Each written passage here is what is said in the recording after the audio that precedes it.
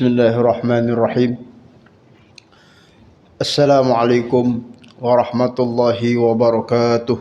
Waalaikumsalam warahmatullahi wabarakatuh.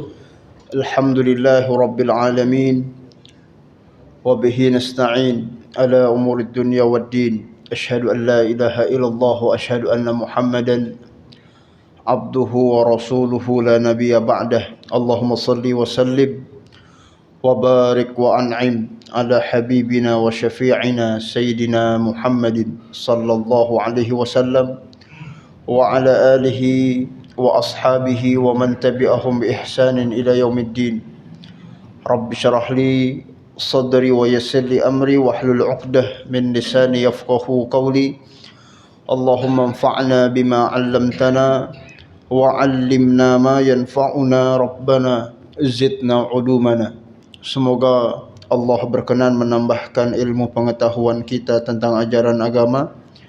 Semoga apa yang kita simak pada pagi hari ini bermanfaat bagi kehidupan dunia dan akhirat kita. Amin ya rabbal alamin.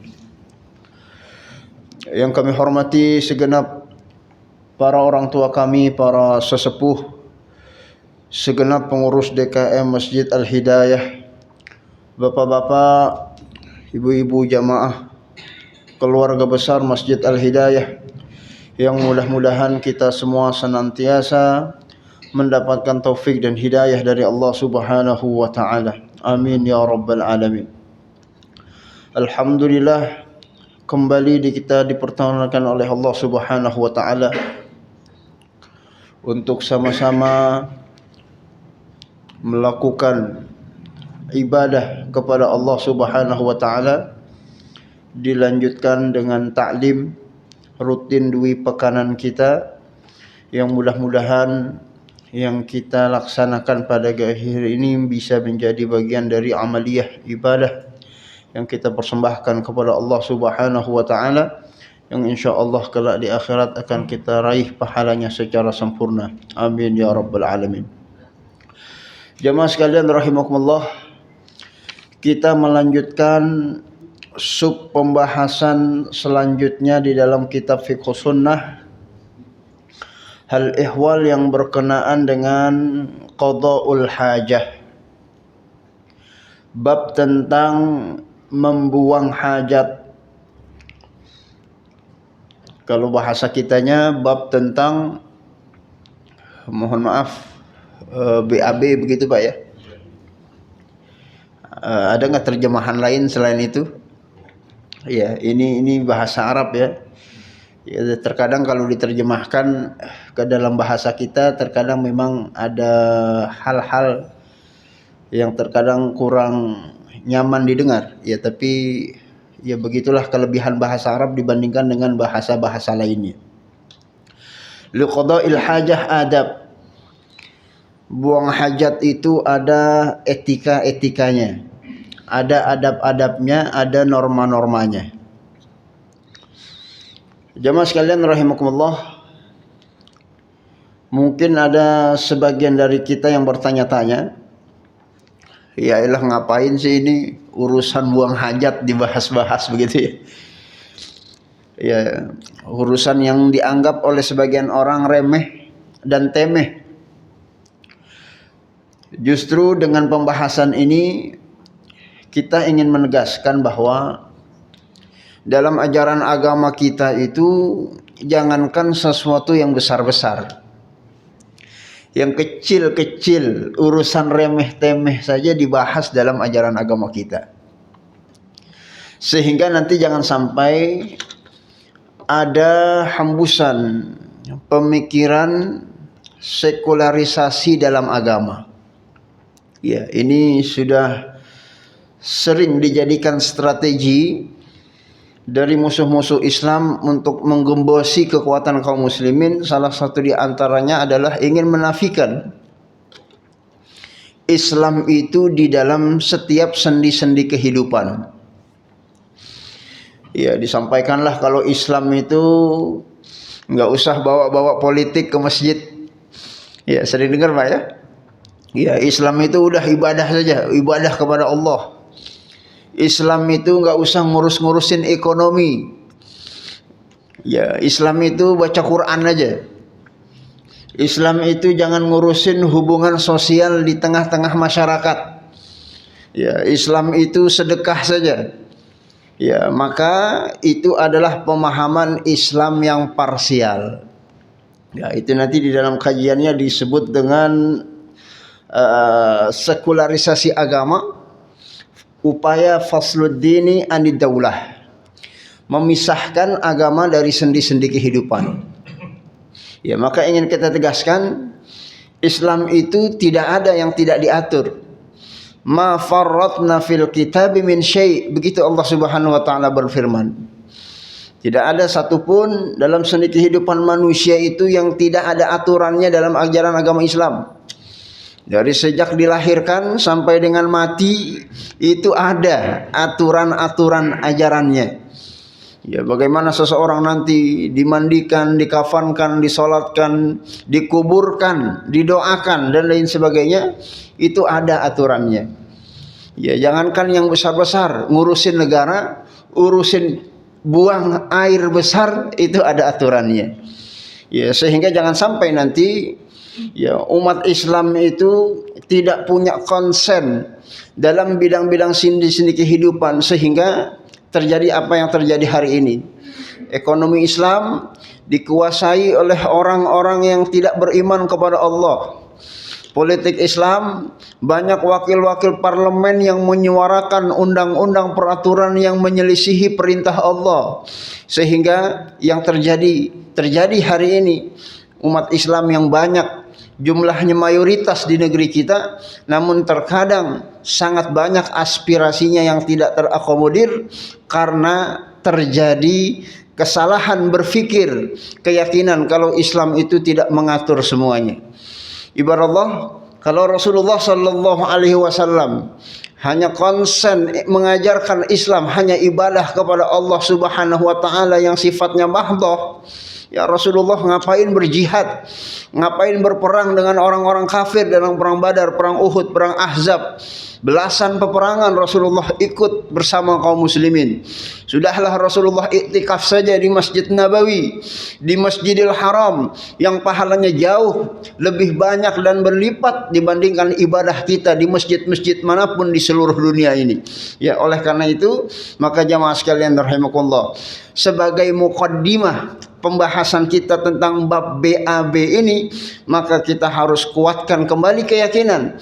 Jangan sampai nanti di hari-hari ke depan umat Islam kembali jatuh di lubang yang sama. Sebab bagi orang beriman itu ya tidak boleh jatuh pada kesalahan di lubang yang sama. Berdasarkan baginda Rasulullah sallallahu alaihi wasallam dalam sabdanya, la yadzagul mu'min fi juhrin wahidin marrataini. Tidak boleh seorang Islam jatuh dalam kesalahan yang sama untuk yang kedua kalinya. Ya, maka mudah-mudahan di mimbar yang suci ini, di masjid yang mulia, mudah-mudahan kelak 2024 umat Islam tidak lagi lengah untuk memilih wakil-wakil rakyatnya yang beriman dan bertakwa kepada Allah Subhanahu wa taala, sehingga di parlemen disuarakan suara-suara kebenaran untuk diberlakukan undang-undangnya itu di dalam kehidupan bermasyarakat kita, sehingga negeri kita menjadi negeri yang senantiasa diberkahi oleh Allah Subhanahu wa taala. Amin ya rabbal alamin. Ya, ibadallah, tentu ini bukan sedang kampanye. Saya tidak silang menyebutkan partai-partai tertentu, tidak menyebutkan wakil-wakil rakyat tertentu, tapi ingin menegaskan bahwa semuanya itu ada aturannya dalam ajaran agama Islam. Mudah-mudahan kita semua bisa menjalankan apa yang Allah perintahkan. Amin ya rabbal alamin. Jamaah sekalian rahimakumullah, yang pertama kali diungkapkan dalam kitab Fiqh Sunnah mengenai tentang adab untuk buang hajat, alla yastashib ma fihi ismullah. Hendaklah kita yang hendak buang hajat itu tidak membawa simbol dari nama-nama Allah Subhanahu wa taala. Iya. Ya, jadi kalau kita masuk ke dalam WC, tempat pembuangan najis, pengen kencing, pengen BAB, maka hendaklah tidak membawa simbol yang ada tulisannya lafaz Allah. Kenapa demikian? Sebab dalam satu hadis diinformasikan anna Nabiyya sallallahu alaihi wasallam labisa khatiman naqshuhu Muhammadun Rasulullah. Imam Anas bin Malik radhiyallahu anhu, salah seorang sahabat Rasulullah yang selalu membersamai beliau, meriwayatkan satu hadis. Rasulullah sallallahu alaihi wasallam itu pernah beliau pakai cincin. Ya, jadi Rasulullah itu pakai cincin.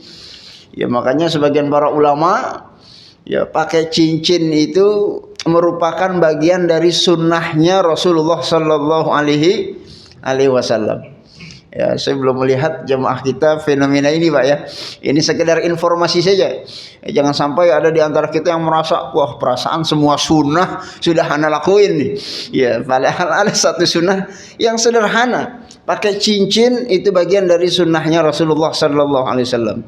Ya, tentunya pakai cincinnya niat mengikuti baginda Nabi Muhammad sallallahu alaihi wasallam. Ya, bukan pakai cincin karena ingin bermegah-megahan, ingin bermewah-mewahan, simbol kesombongan. Tentu itu dilarang dalam syariat agama kita, termasuk dengan menggunakan cincin yang terbuat dari emas. Tentu itu adalah sesuatu yang terlarang dalam agama kita bagi seorang laki-laki. Bagi perempuan itu dipersilahkan. Ya, maka setidaknya mudah-mudahan ini bagian dari salah satu sunnahnya Rasulullah sallallahu alaihi wasallam yang bisa kita ikuti, sebab kata para ulama yang disebut dengan sunnah adalah ma'udhifa ila Nabi sallallahu alaihi wasallam min qaulin aw fi'lin. Apapun yang disandarkan kepada baginda Nabi Muhammad sallallahu alaihi wasallam dari perkataan, perintah-perintahnya maupun perbuatannya, kalau kita lakukan insyaallah mudah-mudahan yang kita lakukan itu bernilai pahala di sisi Allah Subhanahu wa taala. Amin ya rabbal alamin. Maka silakan pakai cincin, ya terlepas mau pakai di kanan apa di kiri, ya ini masalah khilafiyah. Ya, masalah khilafiyah di kalangan para ulama, termasuk jari mana yang diupayakan untuk kita kenakan. Ya, kalau kita pakai di kanan, ya biasanya nanti ada yang komentar, kok di kanan makanya bukan di kiri. Ya, akhirnya kita pindahin ke kiri. Dipakai di kiri juga nanti ada yang komentar, bukannya di kanan, Pak Ustadz. Ya, makanya saya pakai dua-duanya aja, kanan dan kiri, biar nggak ada yang komentar. Tapi niatnya ngikutin sunnahnya Rasulullah sallallahu alaihi wasallam. Ya, alhamdulillah pakai jam tangan nggak ada yang komentar. Ya, kalau ada juga jadi dua-duanya pakai kanan kiri. Ya, jamaah sekalian rahimakumullah, apa yang ingin kita riwayatkan dalam hadis ini, dalam lanjutan informasinya, cincinnya Rasulullah sallallahu alaihi wasallam itu ada ukirannya, patrikannya, tulisannya Muhammad Rasulullah. Muhammad utusan Allah. Ya, karena nanti di dalam sejarah itu fungsinya cincin Rasulullah bukan sekedar aksesoris, tapi sebagai stempel pada saat beliau berdakwah kepada para raja, ngirim surat yang ditulis oleh para sahabatnya untuk menandakan bahwa itu surat asli dari baginda Nabi Muhammad sallallahu alaihi wasallam. Ya, sebab zaman dulu kan tukang stempel belum ada, Pak ya. Ratusan tahun yang lalu kita bicara. Ya, makanya ini masih manual. Ya, dipatri cincinnya sehingga stempelnya tinggal diketrikan saja ke surat yang ingin disebarkan. Karena suratnya ada tulisan Muhammad Rasulullah, adalah lafaz Allahnya.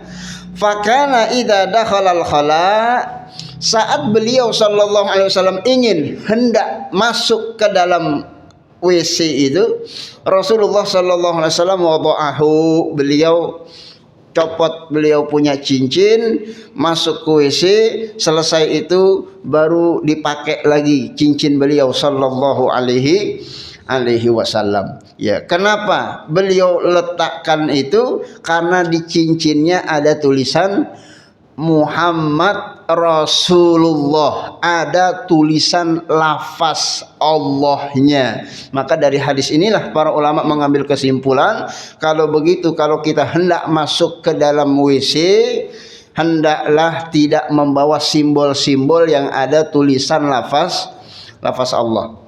Oleh karena itu jamaah sekalian, ini juga perlu diperhatikan, sebab di zaman kita ini banyak saudara kita yang terkadang menggunakan aksesoris yang ada tulisannya lafaz Allah. Ya, ada jemaah kita yang punya peci Bismillahirrahmanirrahim di bordir. Ada Pak ya? Ada tuh dijual-jual. Peci hitam, Bismillahirrahmanirrahimnya di bordir. Ada lafaz Allah di situ. Kalau mau dipakai silahkan dipakai sebagai syiar. Insya Allah mudah-mudahan berpahala. Ya, dalam syiar itu. Tapi kalau kita mau masuk WC, itu peci jangan dipakai masuk ke dalam WC karena ada nama Allah Subhanahu wa taala. Ada jemaah kita yang punya kaos tulisannya sablonan, la ilaha illallah Muhammadur Rasulullah. Ya, silahkan dipakai sebagai syiar biar orang baca. Setiap kali orang baca, mudah-mudahan kita dapat pahala dari syiar yang kita laksanakan. Tapi perhatikan, kalau kita mau masuk WC, tidak boleh itu kaos yang ada tulisannya la ilaha illallah kita masuk ke dalam WC untuk menghormati, mengagungkan simbol lafaz Allah Subhanahu wa taala. Ya, makanya nanti di dalam kesimpulan hukumnya nanti banyak efeknya. Ya, salah satunya adalah para ulama menyatakan bahwa dilarang seseorang itu untuk melakukan aktivitas zikir di dalam WC. Ya. Ya, jangan mentang-mentang sering baca Quran nanti di WC sambil nunggu waktu kita baca Quran. Ya, sering zikir ya di WC kita berzikir. La ilaha illallah daripada nganggur begitu ya. Ya, zikir nggak boleh di dalam WC. Ya, kenapa? Karena jangankan nama Allah yang ada suaranya, ini nggak ada suaranya, hanya nama tulisan itu tidak boleh dituliskan dimasuk ke dalam di dalam WC. Ya, oleh karena itu maka ini perlu diperhatikan ya, sampai-sampai jangankan kita baca Quran yang sunnah, menjawab salam saja yang wajib itu tidak diperkenankan. Ya, menjawab salam kan hukumnya wajib. Assalamualaikum, wajib Bapak jawab waalaikumsalam. Ya, tapi kalau Bapak lagi ada di WC, mohon maaf, ya, ada yang ketok-ketok, assalamualaikum, ada orang nggak di dalam? Jangan kita jawab waalaikumsalam, ada ini lagi nanggung. Ya, itu tidak diperkenankan. Ya, bahkan nanti di dalam syariat pada saat kita di dalam WC mendengar suara azan, nanti dalam bab azan akan kita bahas. Ya, lagi mohon maaf, lagi BAB dengar suara azan, pernah Pak ya? Allahu Akbar, kata muazin. Apa sunahnya bagi orang yang mendengar suara azan? Mengucapkan seperti apa yang diucapkan oleh muazin. Tapi itu tidak berlaku kalau kita sedang berada di dalam WC. Ya, karena itu tidak diperkenankan. Karena itu tempat pembuangan najis, tidak layak nama Allah disebutkan di tempat-tempat pembuangan tersebut. Karena jangankan zikir-zikir yang kita baca, sampai-sampai cincin Nabi beliau cepat lopotkan, dilepaskan, ditanggalkan, tidak dikenakan pada saat beliau sallallahu alaihi wasallam untuk masuk ke dalam WC untuk mengagungkan lafaz Allah sebagai simbol agama yang wajib dan layak untuk kita hormati. Oleh karena itu jamaah sekalian rahimakumullah, ya, nanti ada kaitannya dengan bahasan-bahasan lain, termasuk nanti simbol-simbol agama lainnya. Ya, jangan sampai nanti ada orang Islam yang tidak mengindahkan simbol-simbol agama. Ya, kita hidup di akhir zaman, nanti banyak fitnah-fitnah akhir zaman. Kita akan mendapati ada orang ya, dengan tidak punya perasaan bersalah, ada bendera tulisannya la ilaha illallah dibakar sama dia. Ya, ini tidak diperkenankan karena itu ada simbol nama lafaz Allah Subhanahu wa ta'ala. Bapak mungkin Bapak baca berita ada aparat masuk masjid, Masya Allah sepatunya nggak dibuka, mau nangkep salah seorang teroris alasannya. Ya, dapat nggak beritanya itu Pak? Ya, aparat yang masuk masjid sepatunya nggak dibuka, Ya, kita tidak sebutkan institusi aparatnya, insya Allah mudah-mudahan tidak kena delik. Ya, tapi yang ingin kita tegaskan, masjid itu simbol dalam agama kita. Ya, orang itu untuk masuk masjid aja diperintahkan sama Rasulullah untuk melaksanakan sholat 2 rakaat, namanya sholat tahiyatul masjid. Apa itu tahiyatul masjid? Dalam rangka mengagungkan simbol lafaz Allah Subhanahu wa taala. Ya, jadi simbol agama itu sangat penting untuk kita kembali tegaskan agar jangan sampai nanti ada manusia-manusia akhir zaman yang melecehkan agama Allah Subhanahu wa taala. Termasuk ada orang yang mungkin injek-injek Quran. Ya, pernah lihat, Pak? Ya, dengan alasan ini mah bukan Quran yang asli. Quran yang asli di Lauhil Mahfuz, nggak apa diinjak-injak. Ya, ini adalah perilaku yang tentu tidak boleh ditiru dan kesalahan berpikir yang sangat fatal. Karena dalam agama kita, jangankan Quran, kita kencing aja nggak boleh ngadep kiblat. Ya, betul Pak ya. Ya, nanti akan disampaikan mana hadisnya, dalilnya dan lain sebagainya, masih dalam hal yang berkenaan tentang bab etika qadaul hajat, untuk mengagungkan simbol-simbol Allah Subhanahu wa taala. Apalagi simbol-simbol yang berupa manusia-manusia yang berjalan yang merupakan pewaris Nabi. Ya, para ulama-ulama yang dimuliakan oleh Allah Subhanahu wa taala. Ya, para ulama, apalagi kalau ulama itu merupakan keturunan Nabi, zuriyah Rasulullah sallallahu alaihi wasallam.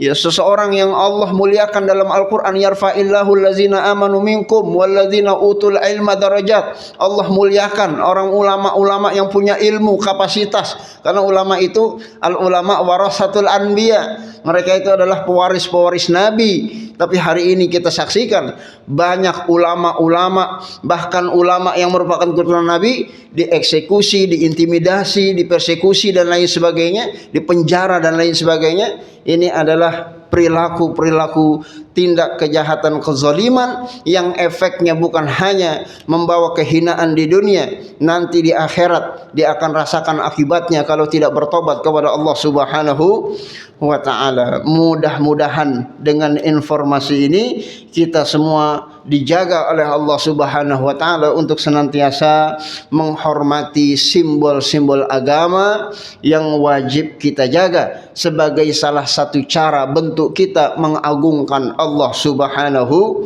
wa taala. Amin ya rabbal alamin. Jamaah sekalian rahimakumullah, al-bu'du wal istitaru 'anin nas. Etika yang kedua, hendaklah kita kalau buang hajat itu di tempat yang sekiranya tersembunyi. Ya, kalau di zaman dulu itu tempat yang tersembunyi buang hajat itu tempat yang jauh dari kerumunan manusia. Iya, karena kan zaman dulu belum ada WC umum. Ya, orang kalau mau BAB ya di padang pasir itu. Ya, kami dulu waktu pergi haji lewat Sudan itu naik bis perjalanan membelah padang pasir menuju Port Sudan. Ya, naik kapal laut untuk sampai ke pelabuhan Jeddah. Ya, ada fenomena yang menarik. Ya, kalau kita naik bis di negeri-negeri Arab yang padang pasir tandus itu, Bapak Ibu sekalian, nggak ada yang namanya rest area kayak kita. Ya, jadi padang pasir bener-bener. Jadi yang ada cuma jalan kanan kiri itu padang pasir tandus, nggak ada apa-apa. Ya, nanti kalau ada jemaah penumpang yang pengen buang hajat, tinggal bilang aja sama sopirnya, berhenti, saya pengen buang hajat, berhenti itu bisnya. Di mana buang hajatnya? Ya, bisnya nggak ada fasilitas WC. Ya, maka jemaah tadi, penumpang tadi turun dari bis. Ya, silakan dia jalan yang jauh sampai nggak kelihatan, udah dia BAB di situ. Ya, biar apa? Jalan yang jauh, biar auratnya tidak terlihat secara kasat mata dan biar baunya ya ini tidak kemana-mana. Ya, sehingga seseorang itu tidak tersakiti dengan buang hajat seseorang yang melakukannya. Ya, ini bagian dari etika yang harus dijaga di dalam pelaksanaan buang hajat kita. Ya, hatta yaghiba fala yura. Dan itulah yang dilakukan oleh baginda Rasulullah sallallahu alaihi wasallam. Ya, oleh karena itu jamaah sekalian rahimakumullah, jangan sampai kita buang hajat itu mengganggu aktivitas manusia. Ya, berapa banyak orang ya akan terganggu dengan aktivitas buang hajat seseorang. Ya, mungkin buang hajatnya mohon maaf ya di tempat yang mungkin ventilasinya itu ya tidak diatur secara baik.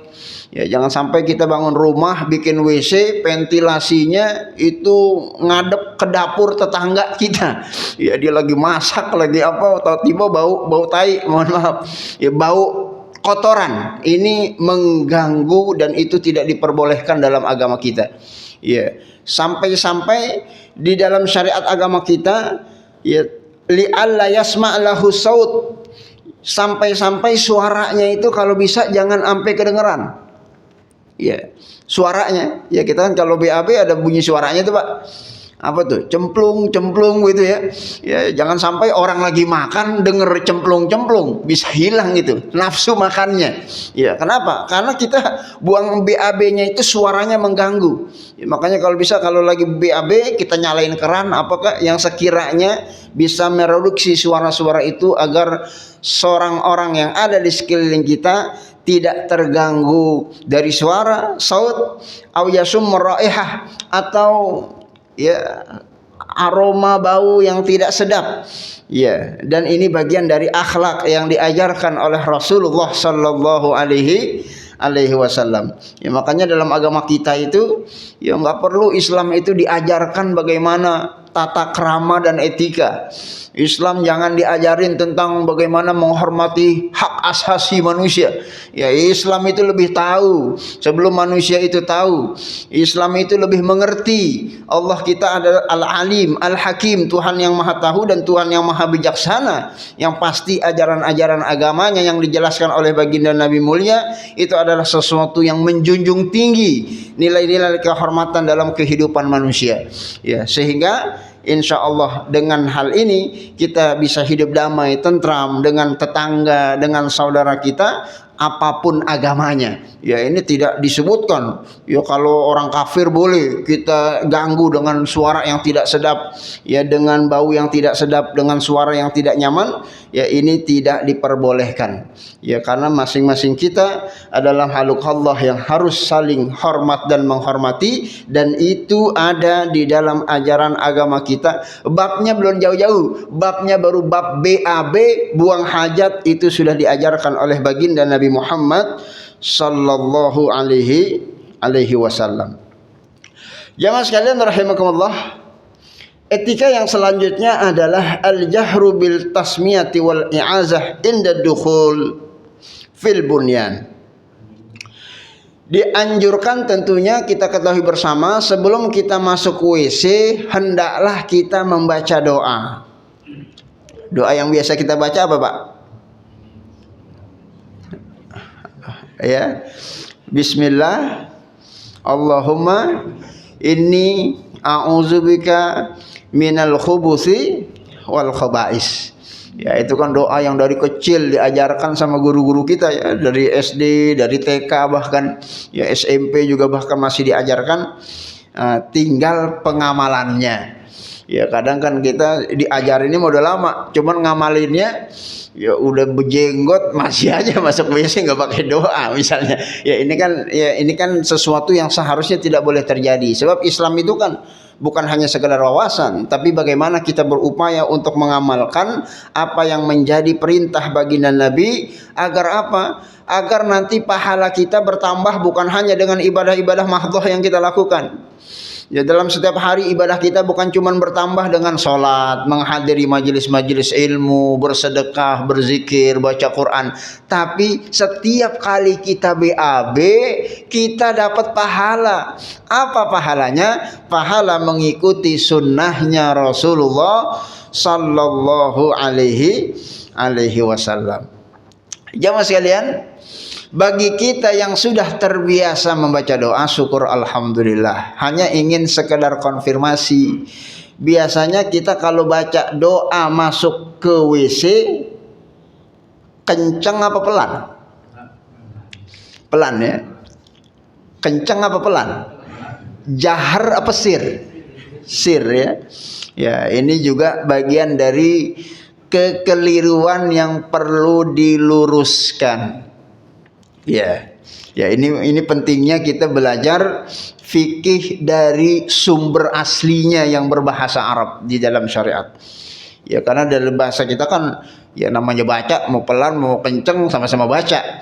Ya, tapi sunnahnya itu di dalam kitab fikih sunnah disebutkan al-jahru, bacanya itu jahar.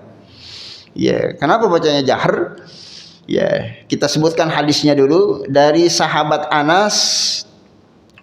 Karena Nabi sallallahu alaihi wasallam idza arada ay yadkhulal khala. Ya, ini sahabat Anas radhiyallahu anhu cerita. Ini kan Anas bin Malik salah seorang sahabat yang selalu Rasulullah kemana dia ngikut. Ya, makanya kalau dalam disiplin ilmu hadis itu salah satu sahabat dari sekian banyak sahabat yang paling banyak hafal hadis dari Rasulullah itu diantaranya adalah Anas bin Malik radhiyallahu anhu. Kenapa? Karena di mana Nabi dia ngelihat, Nabi bersabda dia dengar. Ya, tidak seperti sahabat-sahabat yang lainnya. Ya, tentunya selain Ibunda Aisyah, selain Abu Hurairah dan Abdullah bin Amr bin As ridwanullahu alaihim. Baik. Jamaah sekalian, Anas bin Malik ini menceritakan Nabi Muhammad sallallahu alaihi wasallam kalau beliau hendak ingin masuk ke WC, beliau membaca Bismillahirrahmanirrahim. Allahumma inni a'udzubika minal khubusi wal khaba'is.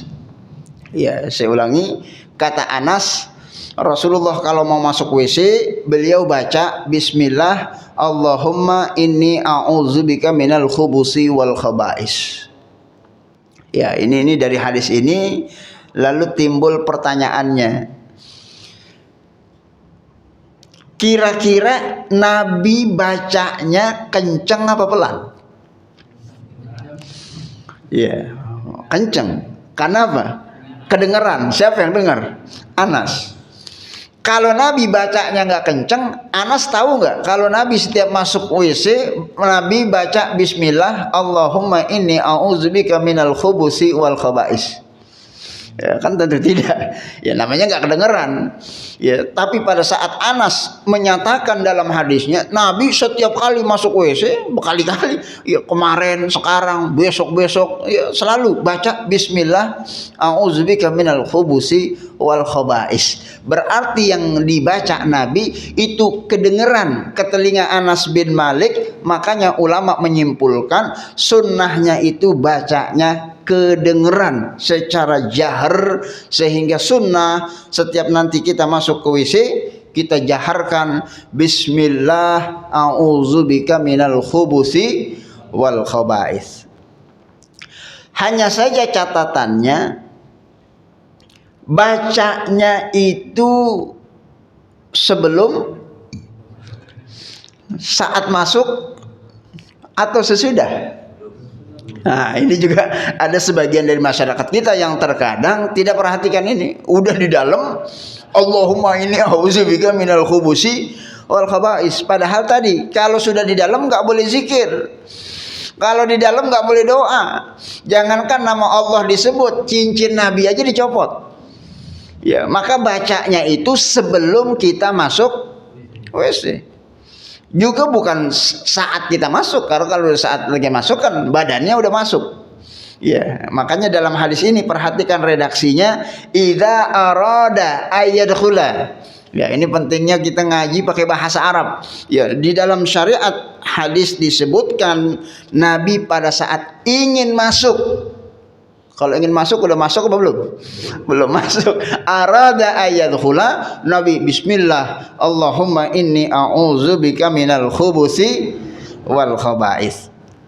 Ya. Ya, maka mudah-mudahan apa yang menjadi sunnah ini bisa kita laksanakan. Amin ya rabbal alamin. Insyaallah ya, berarti nanti setiap kali kita mau masuk tempat pembuangan hajat, ya kalau masjid kita di mana? Oh, di pojok. Ya, berarti kan udah bacanya di mana tuh? Ya, udah di luar. Ya, sebelum kita masuk, Allahumma A'udzubika minal khubusi wal khaba'is. Jahr, kedengeran. Itu yang menjadi sunnahnya Rasulullah sallallahu alaihi wasallam. Meskipun kalau dia mau baca sir, boleh apa enggak? Ya boleh, karena ini perkara sunnah, bukan sesuatu yang diwajibkan. Hanya saja dia enggak dapat pahala tambahan. Apa pahala tambahannya? Ngikuti sunnahnya Rasulullah sallallahu alaihi wasallam. Ibadallah, termasuk juga mungkin ada sebagian dari masyarakat kita ya mungkin niatnya baik, ya menempelkan tulisan-tulisan doa masuk WC. Ya maka kalau pengen kita tempelkan, ya mungkin sebagai pembelajaran bagi yang belum hafal, terutama buat anak-anak kita yang masih kecil, biar dia terbiasa dan teringat setiap kali masuk WC baca doa itu, maka hendaklah tempelan stiker doa masuk WC-nya itu ditempelkan di luar. Ya jangan di dalam WC. Ya kan pernah nggak Bapak dan masuk WC, ya lagi nongkrong begitu, doa masuk WC, Allahumma inni a'udzubika minal khubusi wal khaba'is. Ya, maka itu tidak diperkenankan karena di situ ada lafaz Allah Subhanahu wa taala. Begitu juga pada saat kita tempel di pintu WC. Nah, ini tergantung. Kalau pintunya bukanya keluar, ya silakan keluar. Tapi kan ada model pintu yang bukanya ke dalam. Nah, kalau bukanya ke dalam berarti tulisannya di dalam apa di luar? Di dalam. Maka hendaklah itu jangan dilakukan. Ya, ini ada keterkaitan dengan poin-poin yang satunya tadi. Ini hanya bicara teknis, Pak ya. Yang penting intinya ya kapan kita masuk WC jangan ada simbol-simbol nama Allah. Kapan kita masuk WC, sebelum kita masuk hendaklah kita baca isti'azah dan baca doa ya agar Allah berikan kita perlindungan. Ya sebagai informasi Pak, banyak orang yang terjadi kecelakaan di kamar mandi. Ya Bapak pernah dengar ya? Ya ada orang kepleset kamar mandi, tahu stroke, ya tahu nggak lama ya cacat dan lain sebagainya. Ya karena memang yang namanya WC itu dia salah satu tempat favoritnya, tempat tinggal makhluk Allah lainnya. Ya diantaranya adalah jin-jin itu tinggalnya di WC-WC. Ya makanya kita minta perlindungan dari jin-jin yang jahat ya agar kita senantiasa dilindungi oleh Allah Subhanahu wa taala. Ya jamaah sekalian, kita lanjutkan poinnya, ayyakuffa 'anil kalami mutlaqan. Dilarang kalau sudah di WC itu berkomunikasi, berbicara. Ya, enggak boleh berbicara. Jangankan ngobrol, ya jangan ngobrol. Yang satu kencing di sini, yang satu kencing di sana sambil ngobrol. Gimana Pak? Ya nggak boleh berbicara. Itu dilarang sama Rasulullah Sallallahu Alaihi Wasallam. Ya apalagi sambil nyanyi. Ya, ada orang di membuat pembuangan najis kamar mandi termasuk diantaranya itu sambil nyanyi. Ya itu tidak sesuai dengan sunnah Rasulullah Sallallahu Alaihi Wasallam. Ya jangankan berbicara yang mubah, berbicara yang ada pahalanya aja nggak boleh. Ya jangankan bicara yang mubah, nanya kabar, cerita sana kemari, ya bahas apa yang mau dibahas. Jangankan yang nggak ada pahala dan tidak ada faedahnya. Kita baca Quran saja kan berpahala baca Quran, tapi nggak boleh kita baca di dalam kamar mandi, di WC. Ya termasuk tadi mengucapkan apalagi menjawab salam walaupun itu wajib tidak diperkenankan. Ini hadisnya mungkin perlu saya bacakan dari Abdullah ibnu Umar, putra Sayyidina Umar bin Khattab radhiyallahu anhu yang bernama Abdullah, meriwayatkan satu hadis. Anna rajulan marra ala Nabi sallallahu alaihi wasallam wa huwa yabul. Ada seorang laki-laki yang lewat sementara Nabi lagi BAB, lagi pipis. Fasallama alaihi. Ini sahabat ngucapin salam. Assalamualaikum ya Rasulullah. falam yaruddu alaihi, Nabi tidak menjawab salamnya. Padahal menjawab salam adalah suatu kewajiban, tapi salamnya nggak dijawab. Kenapa? Karena Nabi sedang buang air. Ya, maka ini tidak diperkenankan berbicara yang mubah, karena yang berpahala saja tidak diperkenankan. Jadi kalau kita BAB ya udah diem. Ya, jangan ngapain aktivitas-aktivitas ya, termasuk ya video call Pak ya. Ya kalau zaman sekarang kan pakai teknologi. Ya Bapak lagi BAB video call. Ya walaupun rapi, pakai dasi, pakai jas ya, tapi lagi BAB ya, termasuk mungkin mengikuti ini online ya, lagi di WC ya, kemudian kita ngikuti pengajian taklim ya lagi di WC. Ini tidak diperkenankan ya, karena yang namanya komunikasi al-kalam mutlaqan, secara mutlak para ulama itu menyimpulkan itu sesuatu yang dilarang. Ya, yufidu hurmatal kalam ya illa anal ijtima' sarfun nahyi anit tahrimi ilal qarahah, kecuali ada kebutuhan yang mendesak. Nah, ini kalau kebutuhan mendesak pengecualian Pak. Dalam agama kita kalau yang mendesak-desak itu, yang urgen sangat nggak bisa ditinggalkan, itu boleh-boleh saja dilakukan dengan alasan kedaruratan. Ya contoh misalnya Bapak lagi di WC lupa, Bapak lagi nyalain kompor itu. Ya kompornya belum dimatiin. Ya Bapak lagi nanggung. Ya Bapak teriak sama bini, tolong itu kompor matiin, kita ada di WC. Ya maka itu diperbolehkan. Kenapa? Darurat. Sebab kalau nggak kita perintahkan istri kita itu ya untuk matikan kompor, khawatir terjadi kebakaran ya, misalnya seperti itu, dan dicontohkan dengan contoh-contoh lainnya, tinggal dikiaskan ya. Maka kalau seperti itu, maka itu diperkenankan dengan alasan darurat. Ayu azimal qiblah fala yastaqbiluha wa la yastadbiruha. Ya, ini penekanan poin yang tadi, tidak boleh menghadap ke arah kiblat dan tidak juga membelakanginya kalau kita buang hajat. Nah, ini saya bukan lagi nyindir masjid kita ini Pak. Ini saya lihat lah, ini WC-nya nggak ada ke sana, membelakangi kiblat. Ya ini mohon maaf ya Pak DKM. Ya ini kita hanya ingin menyampaikan bahwa salah satu kesunahan buang hajat itu tidak menghadap kiblat, tidak membelakanginya. Ya makanya kalau kita buat ya pembuangan hajat itu ngadep ke sono atau ngadep ke sini, ya itu sunnah. Makanya kita bilang jangan merasa saya udah paling sunnah. Ya kita urusan BAB aja belum kelar ini. Ya inilah pentingnya, mudah-mudahan kita semua senantiasa Allah berikan taufik dan hidayah untuk berupaya. Tentunya masing-masing kita punya kekurangan-kekurangan. Mudah-mudahan kekurangan kita disempurnakan oleh Allah Subhanahu wa taala. Amin ya rabbal alamin. Maka kalau kita pengen buang hajat, jangan menghadap kiblat dan jangan juga membelakanginya. Ini dalam rangka ingin menghormati simbol dari simbol-simbol agama. Yang namanya arah kiblat itu adalah sesuatu yang istimewa. Seluruh umat Islam di seluruh dunia itu sholat menghadap ke sana, dan jangan juga kita membelakanginya. Ya, jangan juga kita membelakanginya. Ya, termasuk nanti ya kalau masjid kita jadi belum masalah kiblatnya, belum masalah berdirinya, itu lain lagi kan ya. Ya ada nanti informasi namanya buang hajat itu hendaklah tidak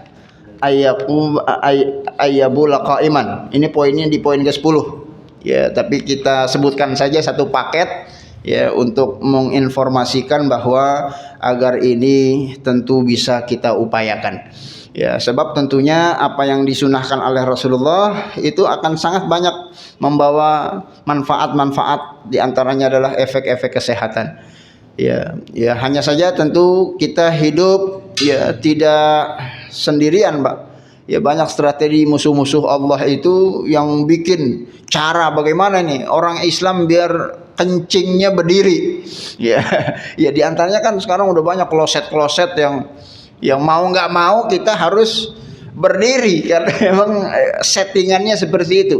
Ya, ini mungkin strategi orang-orang Yahudi atau apa, ya sehingga sulit bagi kita saat ini. Ya beda dengan para orang tua kita zaman dulu. Ya, saya rasa mungkin para orang tua kita mungkin merasakan hidup di zaman dimana kita kalau buang air ya ada fasilitas, kita bisa buang hajat itu dalam keadaan tidak berdiri. Karena berdiri dalam buang hajat, ya ini adalah sesuatu yang tidak disunahkan oleh baginda Nabi Muhammad sallallahu alaihi wasallam.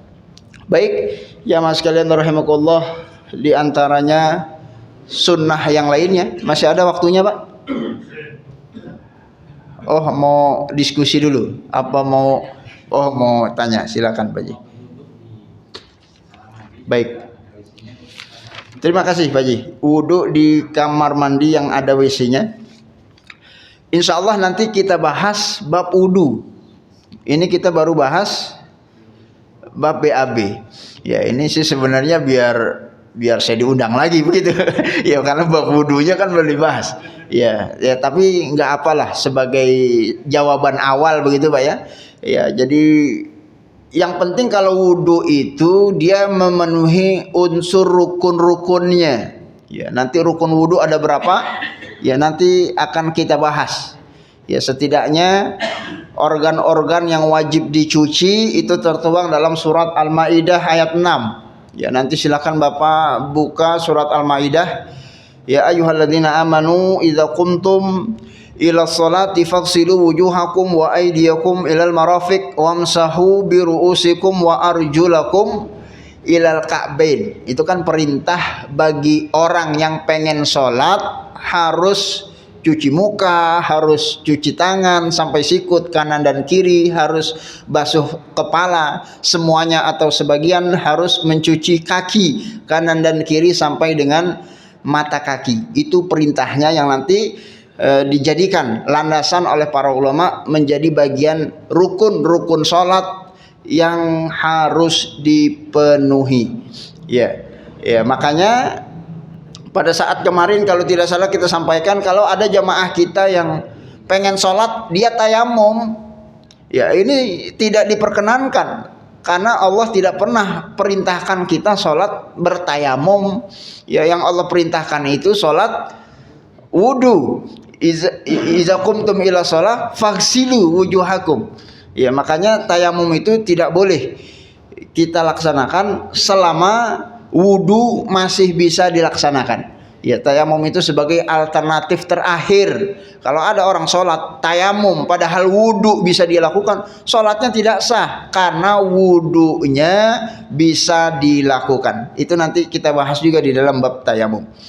Ya, kembali kepada pertanyaannya, sehingga kalaupun kita tidak menjalani sunnah-sunnahnya, maka selama itu kita penuhi rukun-rukunnya, ya maka wudhu kita sah.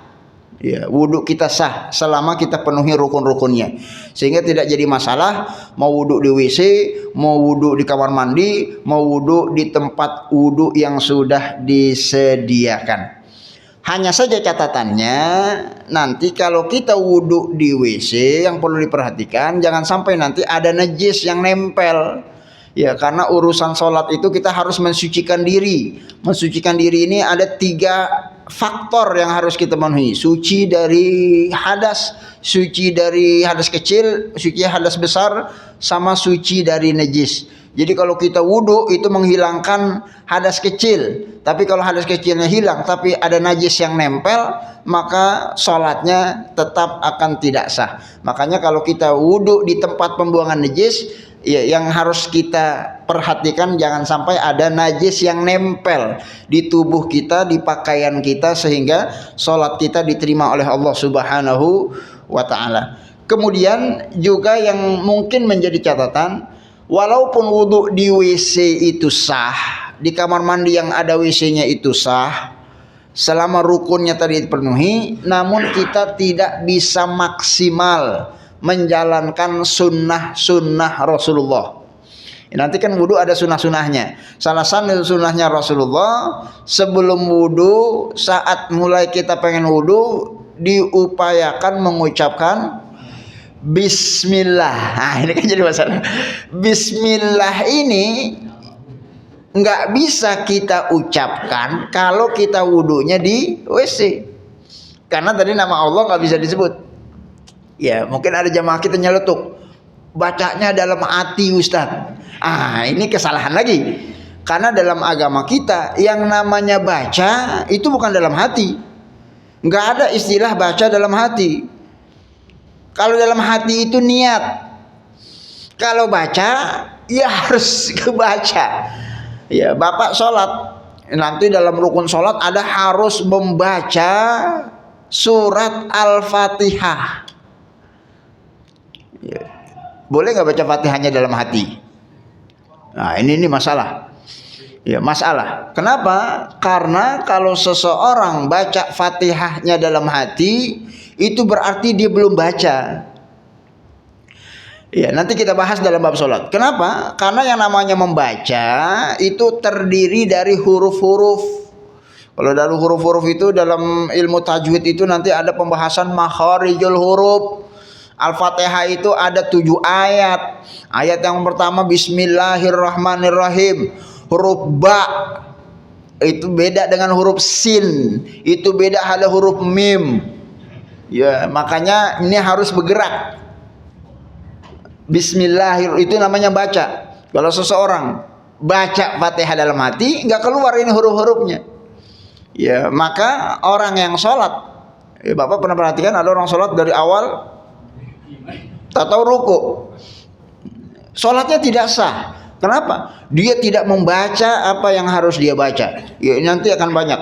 Ya, mudah-mudahan nanti khusus bab fikih sholat ya bisa kita tampilkan pakai layar slide Pak ya, biar Bapak lebih yakin mana dalil-dalilnya tentang penjelasan para ulama. Ya, jangankan orang yang baca enggak bersuara, tidak bergerak dia punya mulut. Ya, orang baca masih bersuara, salah bacanya saja bisa mengakibatkan sholatnya tidak sah. Wah, ini kan ngeri Pak ya. Ya, kita kalau salah mengucapkan takbiratul ihram saja, ya, itu bisa menyebabkan sholatnya tidak sah. Ya, contoh ya, karena takbiratul ihram merupakan rukun dari rukun-rukun sholat. Ya, takbiratul ihram itu kan ucapan Allahu Akbar. Ya, Allahu Akbar itu harus pas. Yang panjang nggak boleh dipendekin, yang pendek nggak boleh dipanjangin. Kalau dipanjangin yang pendek, dipendekin yang panjang, berubah arti, berubah makna, maka sholatnya tidak sah. Ya, nanti simulasinya akan kita berikan. Insya Allah informasinya lengkap dengan penjelasan para ulama. Ini bukan kata saya. Ada persyaratan-persyaratan yang harus dipatuhi bagi seseorang yang ingin menjalankan rukun yang sifatnya bacaan. Ya, diantaranya adalah kalau kita mau ngikut mazhabnya Syafi'i, minimal kupingnya dengar. Jangan sampai kupingnya nggak dengar. Bukan kuping orang Pak ya.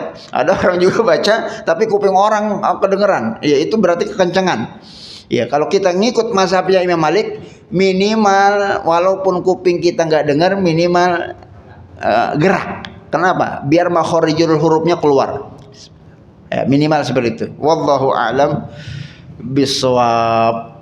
Sepertinya waktu syuruk sudah tiba. Oh begitu, bebas.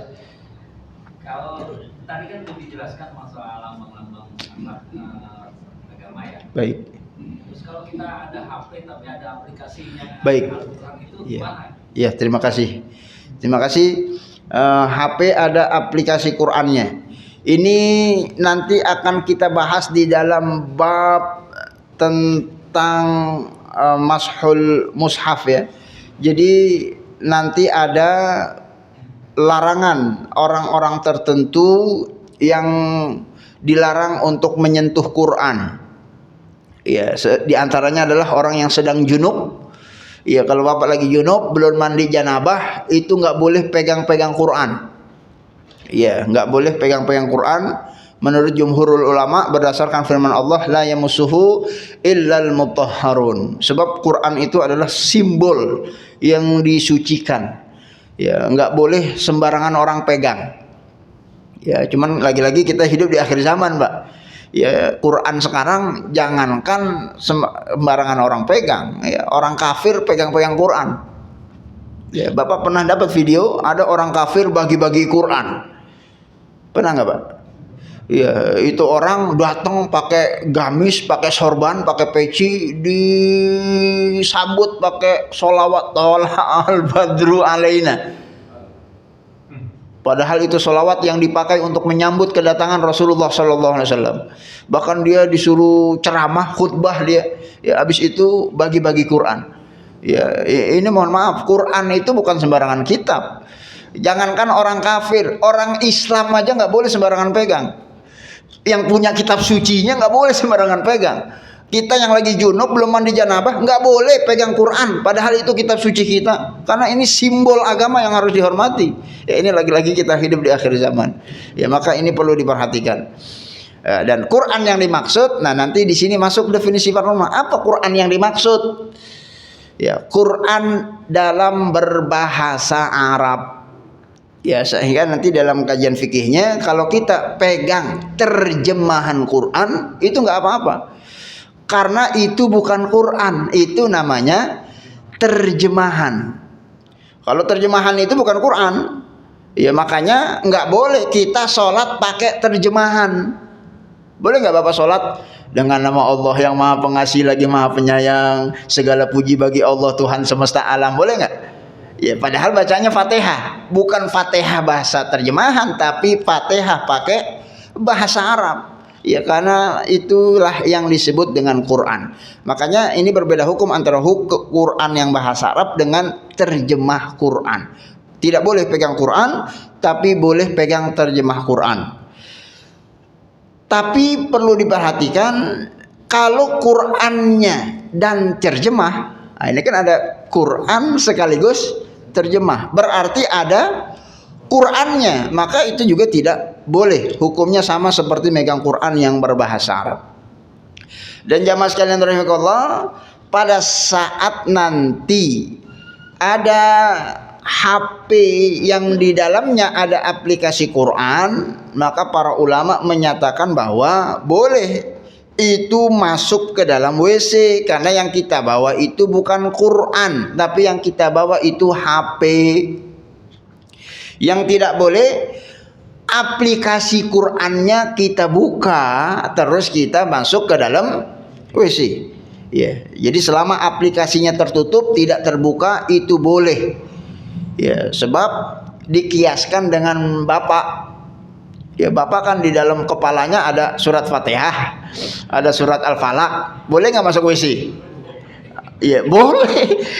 Di dalamnya ada Quran, selama yang di sini nggak dibuka, nggak dibaca. Ya, begitu jawaban dari para ulama mengenai tentang hukum HP yang masuk ke dalam WC. Silakan masuk ke dalam WC bawa HP, tapi itu tadi nggak boleh di dalamnya WhatsAppan, karena ini komunikasi al-kalam. Nggak boleh video call, nggak boleh kita telepon-teleponan. Ya, tidak boleh melakukan aktivitas. Biar apa? Biar nanti kita segera meninggalkan tempat tersebut. Ya, karena itu tidak layak untuk kita berlama-lama, karena itu adalah tempat pembuangan najis. Ya, jangan sampai nanti kita update status di WC begitu ya, selfie. Ya, itu bukan sesuatu yang disunahkan oleh Rasulullah Sallallahu Alaihi Wasallam. Wallahu a'lam bishawab. Mudah-mudahan bermanfaat apa yang saya sampaikan. Mudah-mudahan ilmu yang barusan kita bacakan bisa kita aplikasikan di dalam kehidupan, sehingga hidup kita bertambah hari, bertambah pahala menjalani kesunahan baginda Nabi Muhammad sallallahu alaihi wasallam. Hadanallahu wa iyyakum ajma'in, billahi taufiqul hidayah, wallahul muwaffiq ila aqwamit thoriq. Kita tutup dengan doa kafaratul majlis. Subhanakallahumma wa bihamdika asyhadu an la ilaha illa anta astaghfiruka wa atubu ilaik. Wassalamualaikum warahmatullahi wabarakatuh.